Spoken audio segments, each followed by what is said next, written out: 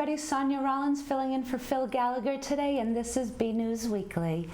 As the group bearing witness at ICE marked their 20th straight week of peaceful protests outside of the ICE office here in Burlington, a second group, Greater Assabet Indivisible Network, plans to host Justice for All peace gatherings on Thursdays. Let's have a look. Hi, I'm Rabbi Susan Abramson, and I'm here on a Thursday in front of the Burlington, Mass. ICE office, and I'm here with Todd Palmer, and he's going to explain his new initiative of Thursday standouts at the ICE office. I've been attending bearing witness protests that Susan and her fellow organizers have now been doing for 20 weeks. And it's a strange combination of emotions when you go there and you see your fellow citizens standing up for what they believe is right in solidarity with immigrants and in opposition to the unlawful actions of our government. And so I brought that to my group, which is Greater Assabet Indivisible, and I brought other members up here, and they went through those same emotions as well, and we started talking about what we could do. And we decided that the best thing that we could do would be to extend the number of hours that caring citizens stand in solidarity with immigrants outside this location and push for what is right. And we decided to call ours Justice for All. We took the last 3 words out of our Pledge of Allegiance, and we believe if we don't have justice for immigrants in this country, then we do not have justice for all. And so we should all be united in pushing for that. Unlike Wednesday, when the ICE office has stopped having appointments pretty much during our bearing witness rallies, there are vans going in and out. There are lots of people who have come in for appointments, and so hopefully the more rallies we have at more times, the harder it will be for ICE to be able to have appointments with those who they are going to unlawfully incarcerate and send to prison. Yeah, we were happy to see that as well. We apparently surprised ICE operations here today, and so we've seen lots of vans pulling out. And when we first got here, there was a long line of immigrants at the front door. So we were happy to share our support for them. We are a small organization, so we're definitely going to need help. So any other indivisible groups or really anybody else that wants to come out here on Thursdays and add to the crowd, if anyone would like to marshal for us or speak for us or just be here to support us, we'd be most welcoming. When we first started our bearing witness rallies, we had about 5 or 10 people. Now, yesterday we were up to 575. I'd say there are about 25 or 30 people here today, so hopefully we'll grow this group as well. Burlington Library Director Michael Wick was in the studio recently to discuss how changes in federal funding and the closure of Institute of Museum and Library Services are affecting Burlington at the local level. Let's take a look. The Mass Board of Library Commissioners ultimately decided that the cost-saving measures were going to be in removing access to databases. There's 21 databases that they provided that we no longer have access to. We're in the process of identifying any databases that we might pick up, through our local monies and funding in order to provide the databases that people are used to receiving. So are these databases, they're just shut down completely? Yep. They can only be accessible? Wow. Yeah. Are there any alternatives to these databases? So some of them do have alternatives, some of them do not, and that's really what we're looking at. There's certain databases like legal forms. It's you want to make sure, especially if you're getting legal form, that those forms that you're receiving are on the up and up.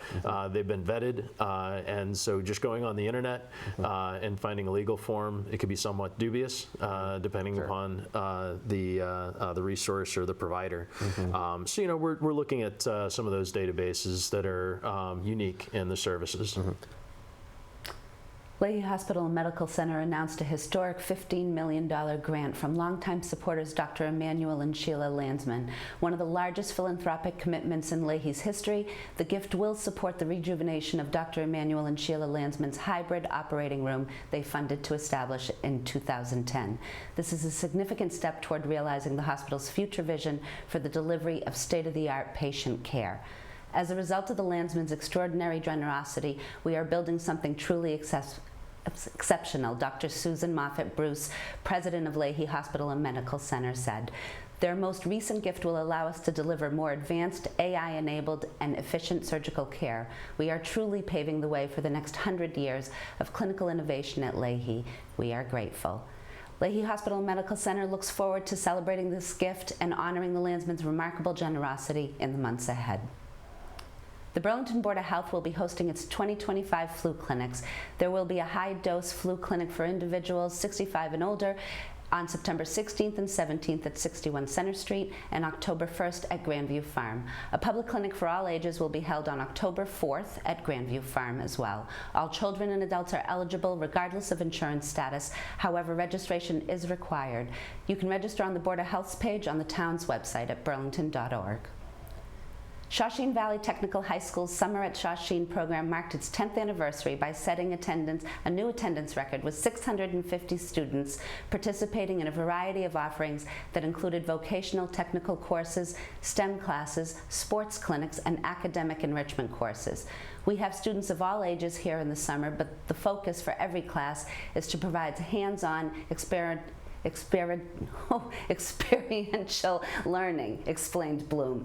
At Shawsheen Tech, students learn by doing. The philosophy is just as important to our summer activities. Students create charcoal and multimedia artistry, develop video game characters and software apps, braid and style hair, perform a live drama production, produce digital artwork, bring home decorated desserts to share with family members, and so much more.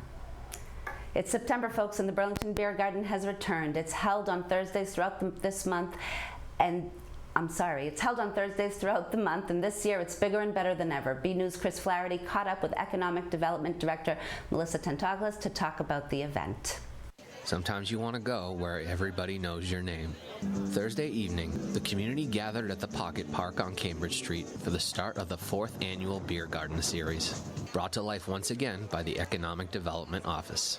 One of the first initiatives when I got here to town was really how to support the local businesses, in particular in town center, because it's very much neighborhood serving here, and this is kind of the heart of the community. So the idea was about placemaking and how can you reimagine a space that has, kind of your typical layout and built environment, but bring new energy to it. So in partnership with the Murray Hills Properties, we were able to kind of identify an underutilized parking area, and then we were able to use a grant that actually helped transform that into the Pocket Park, which is that area over there where the band is playing.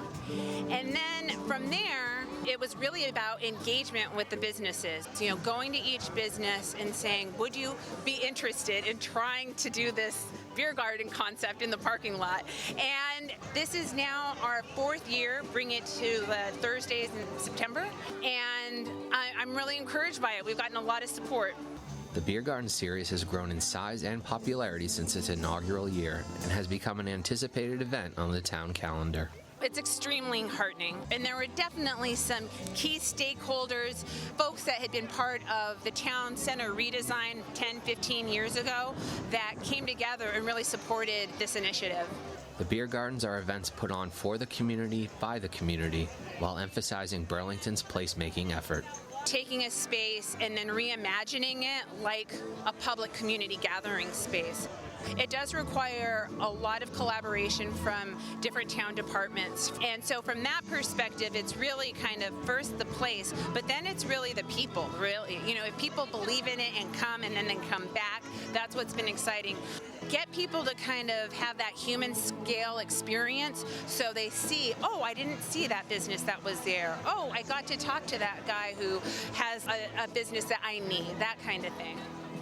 Until next time, this is Chris Flaherty for BNews Weekly. USA Today has announced its annual Reader's Choice Awards for the nation's best gluten-free bakeries, and local favorite Twist Bakery and Cafe on 3rd Ave is in the running. These bakeries have been nominated by an expert panel as the best in the country for cooking up desserts and baked goods that are just as indulgent as their traditional counterparts. You can vote once per day until the polls close on September 15th. The link can be found on our site. The 10 winning bakeries will be announced on Wednesday, September 24th. Twist is currently ranked number 4 out of 18. The Burlington Historical Society hosted award-winning author and pop culture historian Martin Gilton for a fun program about funny programs. Tad Staffanak was there. Continuing with the news. This news story was filmed in front of a live studio audience. The Burlington Historical Society recently hosted a presentation from Martin Gitlin on the classic American art form, the TV sitcom. And what I'm going to show you now might be the most famous sitcom scene of all time. Based on Gitlin's book, The Greatest Sitcoms of All Time, the presentation covered the situation comedy from its inception to the modern age. However, sitcoms aren't Gitlin's only passion. I was a sports writer for many, many years. I was a sports writer for 23 years. I covered Major League Baseball for 17 years. I covered the Cleveland Indians and Cleveland Browns. I do about 30 to 35 presentations a month at libraries, senior centers, and so forth, and then I write books. So those are my two jobs. I wrote a book ranking the greatest Boston athletes of all time, called The Greatest Boston Athletes of All Time. The sitcom book was a trade book. I wrote a book actually ranking the greatest sitcoms of all time, 1 to 70. It's just one of my passions. I have sports as a passion, several passions, and sitcoms is one of them. And I like ranking things. I wrote a book ranking the greatest cartoon characters of all time, 1 to 100. So that one's a lot of fun. Yeah, I really enjoy doing that. I do 12, 13 different presentations for library patrons and organizations and senior centers and so forth, and this is just one of them I do. In fact, this sitcom program is probably my most popular one that I do. Keep the tradition of watching great television and tune into BCAT to see the Greatest Sitcoms of All Time presentation in its entirety. From the Burlington Senior Center, I'm BNEWS reporter Tad Stefanak.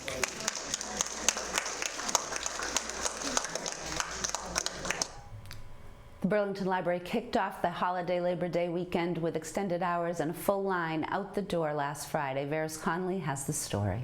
The Burlington Library recently held a mini golf event where patrons could come in and enjoy some LED-lit puttering. But how did this event hit the green? So tonight we have Library Mini Golf.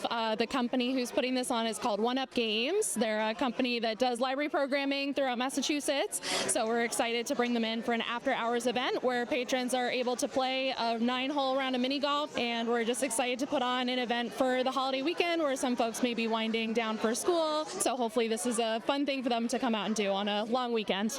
But what's the big reason behind this miniature event? The goal behind a program like this is definitely to show people that we are here for fun events, not just the books. Putting on a bigger event like this definitely is that give and take of we're getting the information back from the community that this is something that they're looking for, and that's inspiring to us to plan more like it. With the success of the event teeing off, how do the organizers feel about the turnout? I think for me it's just seeing the crowd, seeing everyone show up and show out for it. I'm really excited by that. Again, long weekend, maybe some folks are away, but the hope was that people were going to be around and want to come in. I just want to thank the Friends of the Burlington Public Library. They're our sponsor for this event and for many of our summer programs. Just a big thank you to them, and also thank you to Holy Cow Ice Cream for donating the ice cream for tonight's event, which is a really fun piece of it too. This has been Varys Conley. Thank you for tuning in. The Burlington Players' new season starts this weekend with a performance of the Savannah Disputation. Robert Paris has a preview. The Burlington Players are starting their season with a fall production of the Savannah Disputation by Evan Smith. It's a play that takes place in Savannah, Georgia. The playwright himself was from Savannah, Georgia. So he's written about 2 elderly women who are sisters and live in the family home that they've lived in for generations. And they are very staunch Roman Catholics. And one day, an evangelical Christian rings the doorbell, and she's going to try to convert them to Christianity. And they were a little confused by that. It's a lot of fun. The roles are terrific, and the actors are very good finding the comedy and the humor. The show consists of 4 actors, and I spoke to one of the main characters who is making her player's debut. I love the cast and crew. I have worked with one of the other 2 actors previously at another theater, and the other 2 were people who I know by name but had never had the pleasure of working with, so it's a really nice, tight-knit family. I've known the director for many years but never had a chance to work with her either, so this is just a delight for me, and the rest of the crew is just it's top-notch. This isn't Nancy's first rodeo, as she directed other productions at the Playhouse since the late 80s. I wound up directing 4, 5, 6 shows here, and then I went in and directed professional theater and then high school theater. So when I decided to come back and do some more community theater, I got in touch with Burlington and decided, I love this group here. They were really neighbors and friends because when we lived in Burlington, this was the theater to go to.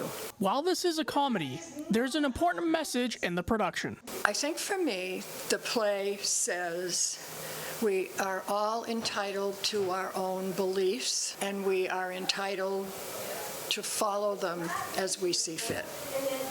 And I think that's kind of the theme of the play, and especially nowadays with so much division in the country and people so firm in their convictions that they can't even hear other thoughts. You can check out the performance running at the Park Playhouse through September 20th. Go to burlingtonplayers.com for more. I'm Robert Paris for BNEWS Weekly. For your dead shall live, their corpses shall rise, awake and sing. Our sports report with Giuliana Magrane is back, including a look at soccer night with Noel D'Amico. That's up right after our community calendar with Gretchen Carey. Hey everyone, I'm Gretchen Carey, and this is your Community Calendar. On Wednesday, September 10th from 4 to 5 p.m., the Burlington Public Library will be having Zuko, Canine in Training, and Officer Medico for some reading fun. The event is best suited for kids in pre-K to grade 3. No registration is required. On Saturday, September 13th from 8:30 a.m. to noon, the Burlington Board of Health will be having a Household Hazardous Waste Day collection at Box Hill School. For a list of items, go to burlington.org. On Sunday, September 14th from 10 a.m. to 2 p.m., the Burlington Parks and Recreation Department will be having Truck Day on the Town Common. Everyone is welcome, and the event is free. For more community calendar events, go to bcattv.org, burlingtonpubliclibrary.org, and burlingtonrecreation.org. I'm Gretchen Carey, and that was your community calendar.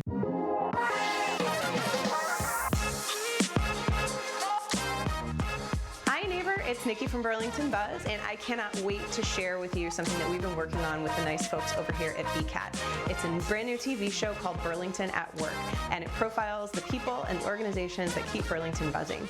You combine that with little snippets of local news and roundtable discussions of issues that are important to you in your community. The TV show premieres in September, and I can't wait to share it with you.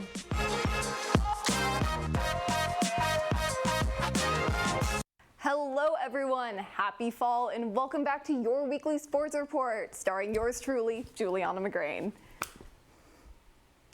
Girls and boys soccer kicked off the season with the games against the Reading Rockets. The girls defeated the Rockets 1-0 on the road. McKenna Ryan scored the goal with an assist from Sammy Ciccolini. The boys lost 2-4 in their season opener against Reading at home on Tuesday afternoon, with Sam Ferreira scoring both goals. Both teams celebrated their soccer night at Varsity Field. BCAT's Noel D'Amico was there. Tonight marks the 4th annual soccer night, and it's safe to say everybody's having a great time. Yeah! Head coaches Daniela D'Souza and Andrew Dean talk about why soccer night is such an important event for the programs. I mean, this is my favorite night of the year. I've coached most of the girls on my team since they were 9-10 years old, so to see them be little ones, to look up to the girls, and now just see the future looking up to them is so special to me. It's amazing every year because every year you get a different group of kids and every team is unique and different in their own way, but you love them all just the same, and it's just a blast watching the boys grow and get better and build a sense of community together, which is what tonight's all about. And the varsity players had an opportunity to interact with the next generation of athletes. It meant a lot. It feels really great to have people supporting you, especially the younger generations, as we know that they'll eventually be playing here themselves. It's great to see the community out here. It's nice to see the next generation of soccer players out here. It's great to see all the Burlington kids coming out to see the boys play, so we're going to put on a performance for them. Probably watching like the older girls play. I look up to them.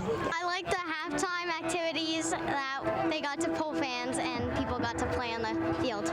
The Burlington soccer community is always looking for ways to create fun for the whole family. It's just seeing everyone here. I mean, a huge thank you to the community and the youth soccer program that comes out here and supports our boys, and then they also, receive the benefit of having a huge crowd, and the huge crowd feeds into the energy of the night. And it's not every night that these guys get to play for a crowd like this. So it's really cool for both the youth to see where they want to be someday and our guys to have a great, great crowd. If you missed out on tonight's game, you can catch both teams back here on September 8th as they take on Lexington.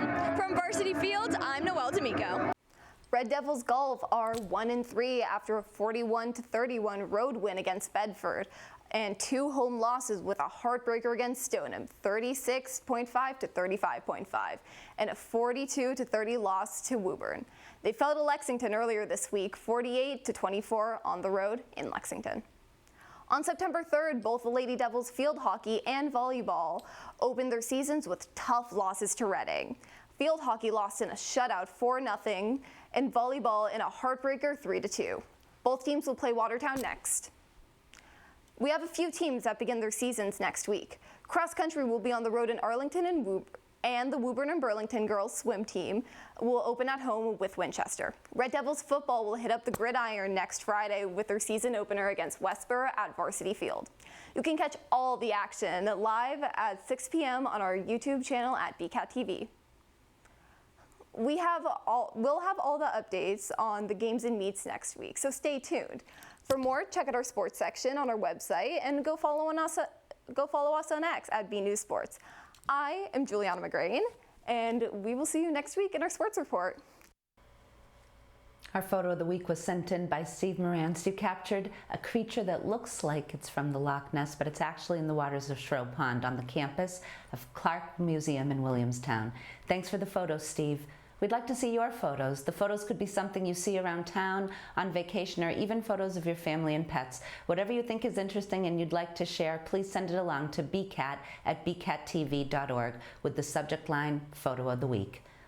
Before we go, a couple of reminders for the weekend, folks. The Burlington Police are hosting a child seat check event Saturday from 10 to 2 at 1 Great Meadow Road behind Kohl's, and the Temple Shalom Emeth will be holding a huge indoor yard sale on Sunday from 8:30 to 12:30 at the Temple. That's it from the news desk. I hope you have a great week. I'm Sonia Rollins.